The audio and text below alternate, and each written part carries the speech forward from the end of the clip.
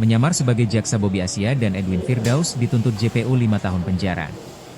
Jaksa Penuntut Umum, JPU, menuntut pidana penjara masing-masing selama 5 tahun terhadap Bobby Asia dan Edwin Firdaus yang didakwa melakukan pemerasan dengan modus menyamar sebagai jaksa.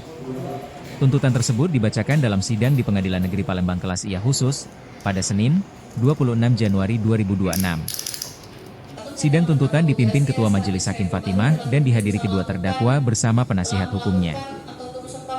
JPU Kejaksaan Negeri Ogan Ilir, Ulfa Naulianti yang didampingi Bayu Kuncoro, menyatakan perbuatan para terdakwa Bobby Asia dan Edwin Firdaus terbukti secara sah dan meyakinkan bersalah secara sengaja memanfaatkan nama serta atribut Kejaksaan Republik Indonesia untuk melakukan pemerasan terhadap sejumlah korban demi keuntungan pribadi. Diancam pidana melanggar pasal 12 huruf E Undang-Undang Republik Indonesia nomor 20 tahun 2001 tentang perubahan atas Undang-Undang nomor 31 tahun 1959 tentang pemberantasan tindak pidana korupsi junto pasal 55 ayat 1 ke 1 KUHP.